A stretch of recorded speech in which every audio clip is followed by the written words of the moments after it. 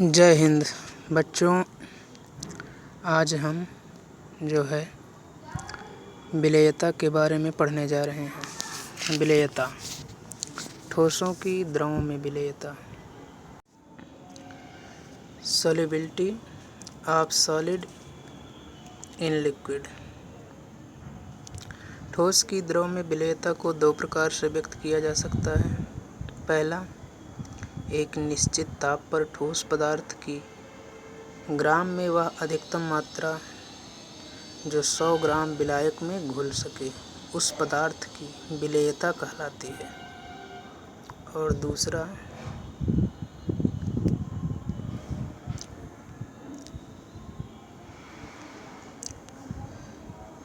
पहला क्या है? पहला है कि एक निश्चित ताप पर ठोस पदार्थ की ग्राम में वह अधिकतम मात्रा जो कि 100 ग्राम विलायक में घुल सके उस पदार्थ की विलेयता कहलाती है। देखो, जो विलयन होता है उसमें विलेय और विलायक दो होते हैं। तो विलेय पदार्थ की वह अधिकतम मात्रा जो 100 ग्राम विलायक में घुल सके उस विलेय पदार्थ की विलेयता कहलाएगी। यानी कि जो विलेयता की इकाई है वो ग्राम प्रति 100 ग्राम विलायक है। यानी कि 100 ग्राम विलायक में विलेय पदार्थ का कितना ग्राम घुल सकता है। ठीक है, यहाँ दिया है। यह जो इकाई है यह प्रयोगात्मक कार्यों में प्रयुक्त की जाती है, जबकि गणनात्मक कार्यों में, सैद्धांतिक और गणनात्मक कार्यों में मोल प्रति लीटर होती है। मोल प्रति लीटर में विलेयता को व्यक्त करते हैं। दूसरा तरीका है, एक निश्चित ताप पर ठोस पदार्थ के मोलों की वह अधिकतम संख्या, ठोस पदार्थ के मोलों की वह अधिकतम संख्या जो 1 लीटर विलयन में घुल गई हो उस पदार्थ की विलेयता कहलाती है।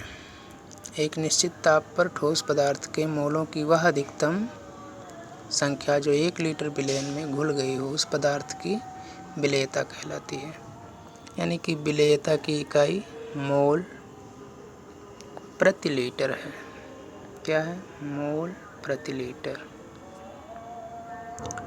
वे विलयन जिसमें पदार्थ की अधिकतम मात्रा घुली होती है संतृप्त विलयन कहलाते हैं। यानी कि जिस विलयन में अधिकतम मात्रा में विलेय पदार्थ घुला होता है वह संतृप्त होता है। संतृप्त विलयन में अगर कोई विलयन संतृप्त है तो जिस ताप पर उस विलयन में विलेय पदार्थ को घोला गया है और वह संतृप्त है अगर, तो उसी ताप पर उसमें और अधिक विलेय पदार्थ को नहीं घोला जा सकता है। अब हम देखेंगे कि ठोसों की विलेयता को प्रभावित करने वाले कारक क्या क्या हैं। देखिए, विलेय तथा विलायक की प्रकृति क्या है, ये भी विलेयता को प्रभावित करते हैं।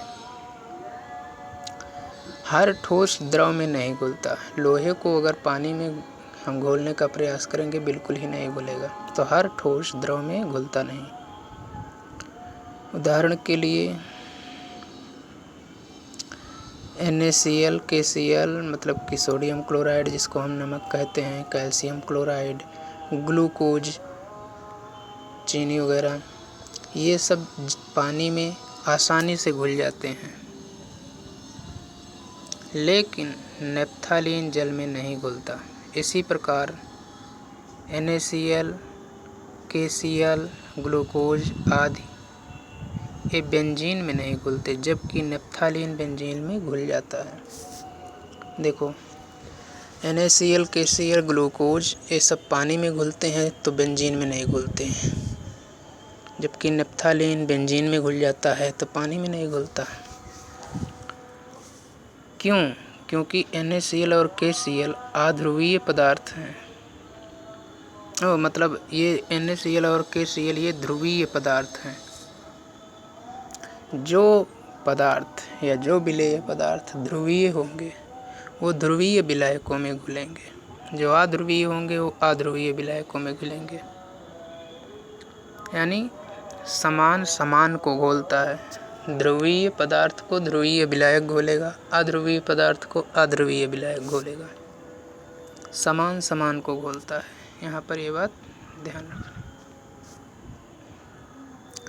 कुछ ठोस पदार्थ जैसे शर्करा, ग्लूकोज, स्टार्च, अल्कोहल, ये आदि जो जल में विलेय होते हैं यानी जल में घुल जाते हैं, इसका कारण है कि इन पदार्थों के अणुओं का जल के अणुओं के साथ हाइड्रोजन बंध का बनना होता है। अब विलेयता को प्रभावित करने वाला दूसरा कारक है ताप। देखो, ला सातालिए एक नियम दिए थे। इस नियम का मतलब delta H is greater than 0, यानी delta H is greater than 0। इसका मतलब हुआ कि विलेय पदार्थ को विलायक में घोलने पर अगर ऊष्मा अवशोषित होती है तो ताप में अगर वृद्धि करोगे तो विलेयता में भी वृद्धि होगी। ऐसा विलेय पदार्थ जिसको विलायक में घोलने पर ऊष्मा अवशोषित होती है यानी वो ऊष्मा शोषी है, तो उसमें ताप में वृद्धि करोगे तो विलेयता बढ़ेगी। जैसे NH4Cl, KCl, AgNO3, NaNO, Ki आदि। लासाता लिए और क्या नियम दिए कि अगर delta H is less than 0, delta H is less than 0, इसका मतलब क्या कि अगर विलेय पदार्थ को विलायक में घोलने पर ऊष्मा अवशोषित नहीं होती बल्कि ऊष्मा मुक्त होती है, तो ताप में अगर वृद्धि किया जाएगा तो वह जो ठोस पदार्थ है उसकी विलेयता कम होगी। यानी कि अगर delta H is less than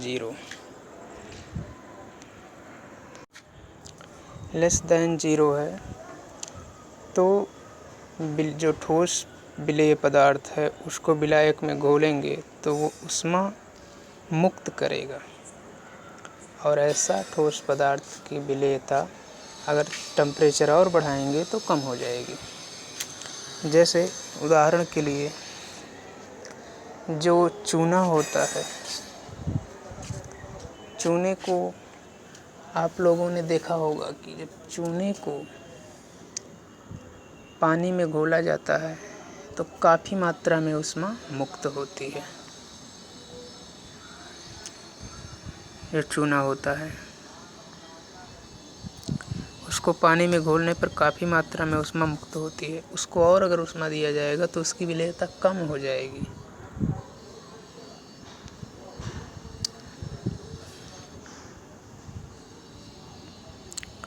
तो उदाहरण के लिए NaOH, sodium hydroxide, Li2SO4, CH3CO2, CH3CO का होल ट्वाइस Ca,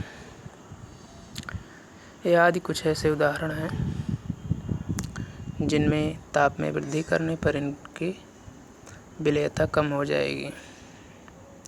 कुछ लवण जो होते हैं, लवण, वो असामान्य तरह के व्यवहार प्रदर्शित करते हैं। जैसे ग्लूबर लवण का जो रासायनिक सूत्र है Na2SO4 × 10H2O, इसकी विलेयता 23.4 डिग्री सेंटीग्रेड तक बढ़ती है। जो ग्लूबर लवण है पहले 23.4 डिग्री सेंटीग्रेड तक ताप बढ़ाया जाएगा तो विलेयता बढ़ेगी इसकी। उसके बाद 23.4 डिग्री सेंटीग्रेड से और ज़्यादा जब ताप बढ़ाया जाएगा तो इसकी विलेयता घटेगी। इसका मेन रीज़न है कि इस लवण का क्रिस्टलन जो होता है जल से पृथक हो जाता है। और यह निर्जलीय लवण बन जाता है। अब हम देखेंगे गैसों की द्रवों में विलेयता, solubility of gases in liquids. गैसों की द्रवों में विलेयता। विलायक द्रव, विलेय पदार्थ, गैस। प्रायः जो गैसें हैं वो जल या अन्य द्रवों में एक निश्चित मात्रा में घुलनशील होती हैं। जल में घुली, देखो जल में ऑक्सीजन भी घुली होती है, तो जल में ही घुले हुए ऑक्सीजन से जो जलीय जीव होते हैं वो जीवित रहते हैं। पानी में आखिर मछली जो है या जो और जलीय जीव हैं उनको ऑक्सीजन की तो ज़रूरत होती है।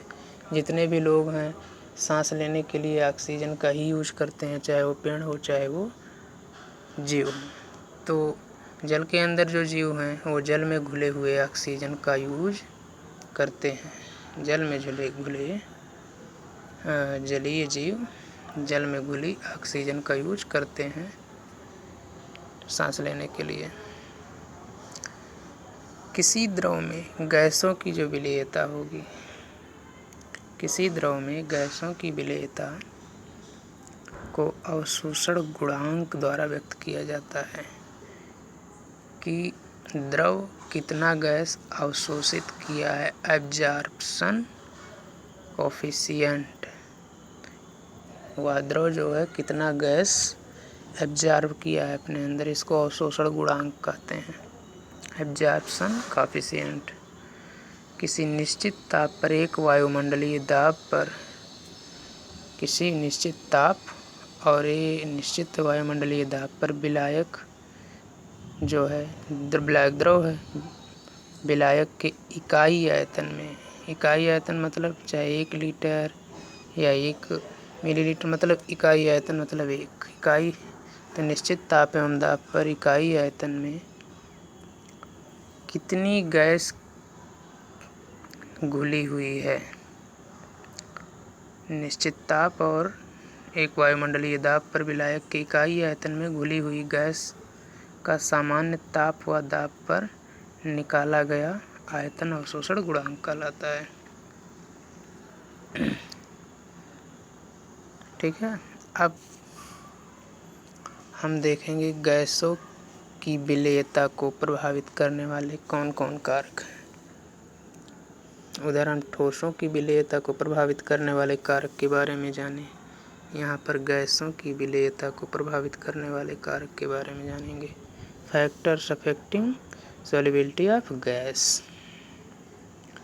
गैसों की जो प्रकृति है क्या है, जो गैसें विलायक से क्रिया करके यौगिक बनाती हैं या विलायक में आयनीकृत हो जाती हैं, वे विलायक में अधिक घुलनशील होती हैं। आयनीकृत मतलब जैसे कि उसमें धनायन ऋणायन में जो है पृथक हो जाना। तो जो गैसें विलायक से रिएक्शन करके आयनीकृत हो जाती हैं वे विलायक में ज़्यादा घुलनशील होती हैं। जैसे NH3, HCl, ठीक है, HBr, SO2, CO, NH3, HCl, sulphur dioxide, carbon dioxide, ये सब जो जल में घुलनशील ज़्यादा होती हैं क्योंकि आयनीकृत हो जाती हैं। NH3 + H2O ये मिलकर बनाएंगे NH4OH और ये बाद में अलग हो जाएंगे NH4+ में और OH- में। तो वे गैसें जो विलायक के साथ, जैसे CO2 + H2O तो H2CO3 बन जाएगा और H+ और HCO3- अलग हो जाएगा, आयनीकृत हो गया ये एट लास्ट में। वे गैसें जो विलायक के साथ अभिक्रिया करके यौगिक नहीं बनाती हैं वो द्रव में कम घुलनशील होती हैं, जैसे हाइड्रोजन, ऑक्सीजन, नाइट्रोजन आदि, ये सब आयनीकृत नहीं होती विलायक में, तो ये सब विलायक में घुलनशील भी कम होती हैं। जिन गैसों का अवशोषण गुणांक अधिक होते हैं, ठीक है, वे गैसें अधिक विलेय होती हैं। अवशोषण गुणांक के आधार पर यहाँ पर विलेयता का क्रम दिया गया है। तो NH3 सबसे ज़्यादा, HCl उससे कम, SO2 उससे कम, H2S उससे कम, CO2 उससे कम, O2 उससे कम, N2, ठीक है। इस तरह से है N2O2, CH2H2 आदि ये सब अपेक्षाकृत एल्कोहल में अधिक विलेय पदार्थ थे। विलायक की प्रकृति, नेचर ऑफ सॉल्वेंट। सॉल्यूशन मतलब विलायक, विलयन, सॉल्वेंट मतलब विलायक। तो विलायक की प्रकृति देखिए, ध्रुवीय गैसें ध्रुवीय विलायकों में अधिक घुलनशील होती हैं और अध्रुवीय विलायकों में कम, क्योंकि समान को घोलता है। तो ध्रुवीय गैसें ध्रुवीय विलायकों में अधिक घुलनशील होगी और अध्रुवीय में कम घुलनशील होंगी। जैसे HCl, NH3 ध्रुवीय गैसें हैं तो ये पानी में अधिक घुलनशील हैं, जबकि अध्रुवीय कार्बनिक विलायकों में कम घुलनशील।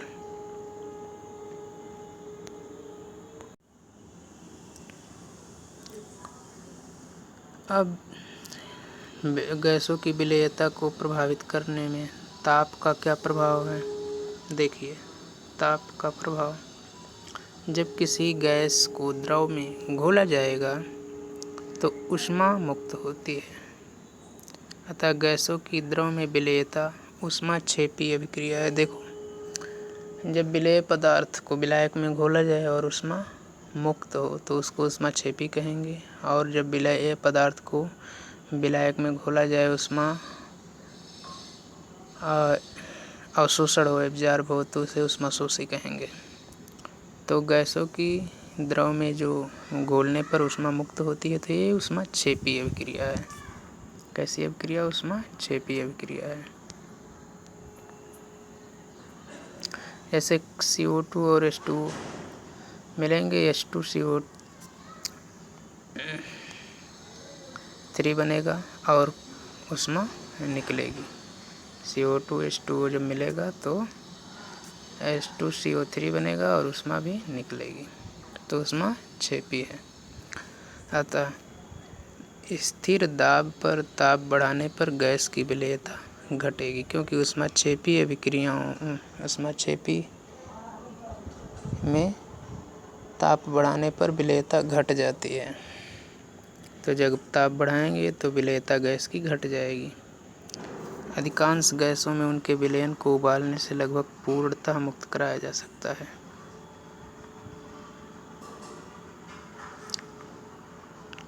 कुछ गैसें जैसे हाइड्रोजन, हीलियम ऐसी भी हैं जिन्हें घोलने पर ऊष्मा का अवशोषण होता है। एक बात ये भी ध्यान रखो कि हाइड्रोजन और हीलियम ऐसी गैस हैं जिसको घोलने पर ऊष्मा मुक्त नहीं होता बल्कि अवशोषण होता है ऊष्मा का, यानी ऊष्मा शोषी है।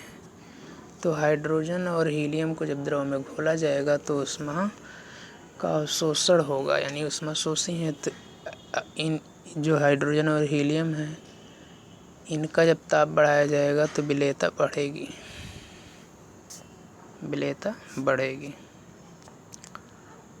अब विलायक में अन्य पदार्थों की उपस्थिति अगर रहेगी तो इससे विलेयता पर क्या प्रभाव पड़ेगा। अगर उसमें कोई अन्य पदार्थ उपस्थित है विलायक में, विलायक के अलावा अन्य कोई पदार्थ अगर उपस्थित है विलायक में, तो यानी अशुद्धि है, तो विलायक विलेयता पर क्या प्रभाव पड़ेगा। देखिए, यदि विलायक में कोई विद्युत अपघट्य या कार्बनिक पदार्थ आदि अन्य पदार्थ उपस्थित हों तो द्रव की विलेयता घट जाती है। ठीक है, अगर विलायक में कोई विद्युत अपघट्य या अन्य कार्बनिक पदार्थ उपस्थित होते हैं तो उसकी विलेयता घट जाती है। दाब का क्या प्रभाव पड़ता है प्रेशर का विलेयता पर, इफेक्ट ऑफ प्रेशर। तो देखिए दाब का क्या प्रभाव पड़ेगा।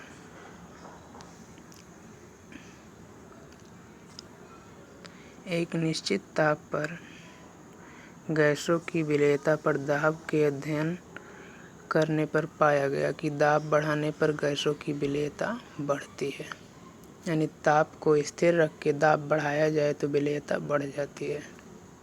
ठीक है, पहली बात हो गई। दूसरी बात, गैसों की विलेयता पर दाब के प्रभाव का मात्रात्मक संबंध हेनरी ने दिया था और इसी उनके द्वारा जो ये नियम दिया गया उसी को हेनरी का नियम कहते हैं। तो अब हम लोग पढ़ेंगे कि ये हेनरी का नियम क्या है। हेनरी का नियम पढ़ेंगे। देखो, हेनरी के नियम के अनुसार ताप को स्थिर रख के, ठीक है, अगर ताप स्थिर है तो स्थिर ताप पर किसी गैस की विलेयता गैस के दाब के समानुपाती होती है। ताप को स्थिर रख के दाब बढ़ाया जाए तो विलेयता भी बढ़ेगी। इसी को समानुपाती कहते हैं। समानुपाती मतलब एक चीज़ बढ़ रहा है, दूसरी अनुपात में दूसरा भी चीज़ बढ़े। व्युत्क्रमानुपाती एक चीज़ बढ़ रहा है, उसी अनुपात में दूसरा चीज़ घटे। तो हेनरी ने कहा कि ताप को स्थिर रख के अगर दाब बढ़ाया जाएगा तो उसी अनुपात में विलेयता भी बढ़ेगी। यानी विलेयता को अगर हम m से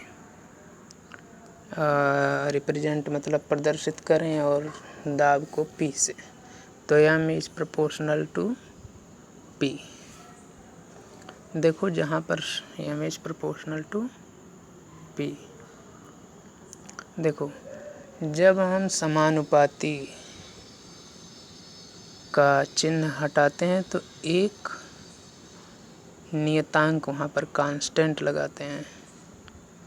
तो अगर प्रोपोर्शनल टू को हटाना तो m बराबर kp, जहाँ पर k एक नियतांक है और k कौन नियतांक है, तो समानुपाती स्थिरांक है p सम। ठीक है, m जो है वो घुली हुई गैस की मात्रा है। m जो है वो घुली हुई गैस की मात्रा है। यानी कि दाब बढ़ाकर हम और अधिक मात्रा में गैस को घोल सकते हैं ताप स्थिर रख के। ऐसा है हेनरी का नियम। विलेयता, यदि विलेयता को विलयन में गैस के मोल अंश के रूप में व्यक्त किया जाए, विलेयता को विलयन में गैस के मोल अंश के रूप में व्यक्त किया जाए तो हेनरी का नियम क्या कहेगा।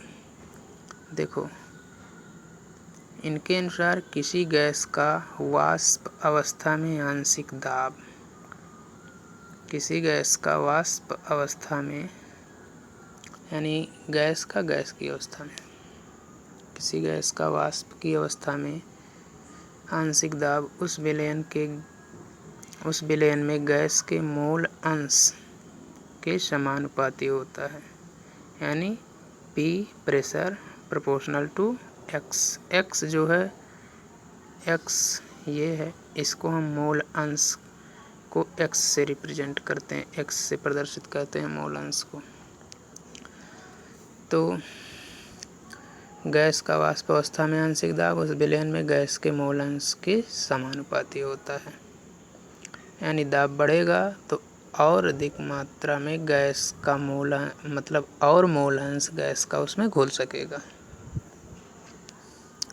अब प्रोपोर्शनल टू मतलब समानुपाती को जब हटाएंगे तो एक हम हेनरी का एक स्थिरांक लगा देंगे, नियतांक। तो P बराबर KH(x) ये बन जाएगा, जहाँ पर KH हेनरी का एक स्थिरांक कहलाता है। ठीक है,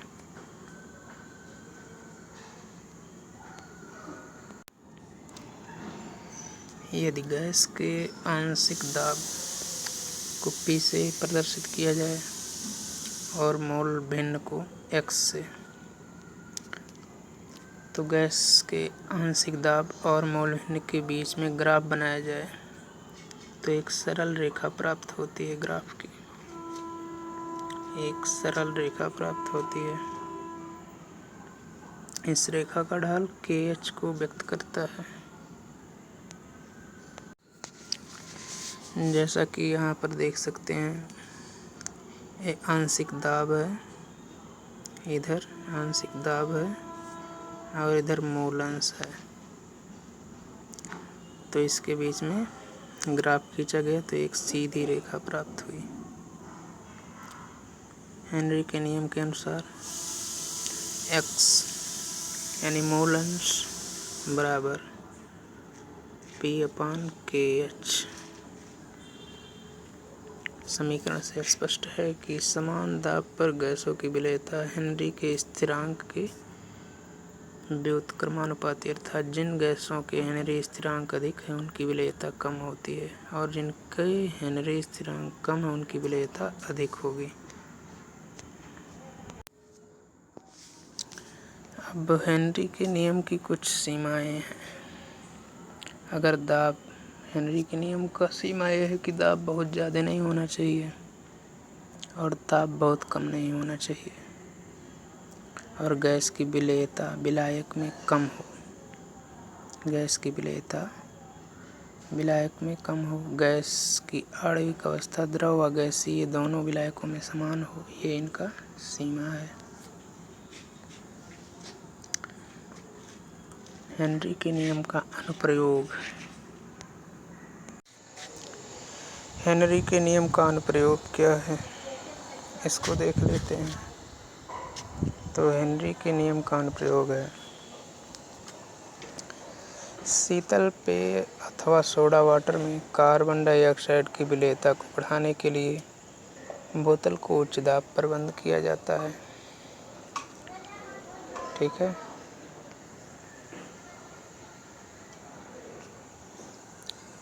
आप देखेंगे कि जो पेप्सी या ठंडा वाला जो बोतल होता है, उच्च दाब पर उसको बंद किया जाता है, जिससे खोलने पर फव्वारा मारता है। गहरे समुद्र में गोताखोरों को उच्च दाब की वायु से सांस लेना पड़ता है, अतः उच्च दाब पर वायु में उपस्थित नाइट्रोजन ऑक्सीजन की ब्लड में विलेयता अधिक हो जाती है। जब गोताखोर सतह पर आते हैं तो घुली हुई गैसें बुलबुलों के रूप में ब्लड में से निकलती हैं। ये बुलबुले कोशिकाओं में अवरोध उत्पन्न करते हैं और ब्लड के प्रवाह को प्रभावित करते हैं। यह नाड़ी तंत्र में संकेतों के प्रवाह को भी रोकते हैं। ये बुलबुले कोशिकाओं को नष्ट कर सकते हैं तथा उन्हें बंद भी कर सकते हैं। परिणामस्वरूप गोताखोरों को अत्यधिक पीड़ा होती है, जब कभी कभी घातक सिद्ध होती है। तो इस अवस्था को बेंड कहते हैं।